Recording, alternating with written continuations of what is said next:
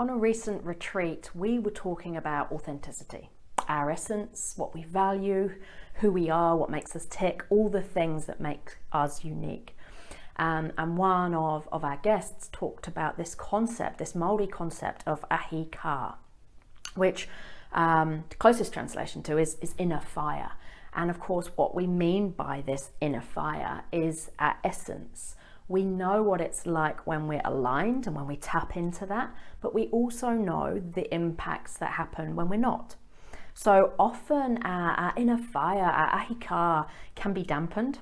It can be dampened by busyness, by noise, by overwhelm. It can be dampened when we're out of alignment with our own values or they're being contradicted.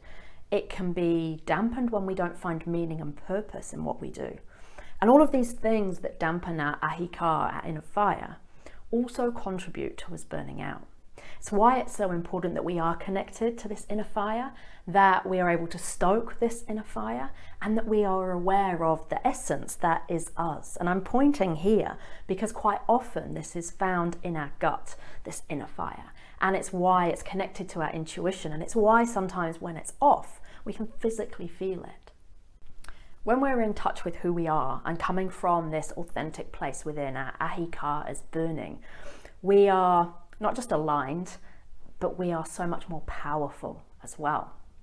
And I've known what it's like, as many of you will too, to be living out of alignment with this, to have that ahi ka dampened, whether you're an introverted leader being told that you need to behave more like an extrovert, whether it's a girl playing a sport that's traditionally for boys, whether it's a high achiever who's burned out and still needing that fire, that ambition to validate, to prove ourselves. I've been in all of those places, and all of that contributed to the dampening of my ahi ka.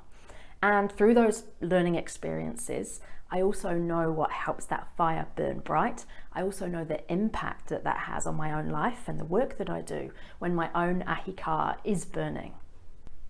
So this starts by knowing who you are, what makes you tick, your essence, your values, the things that matter to you.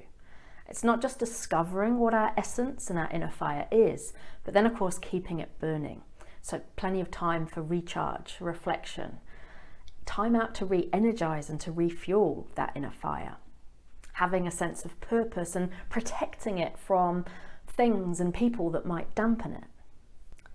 To stay present and true to what matters to us, regardless of the pressure to act or be otherwise.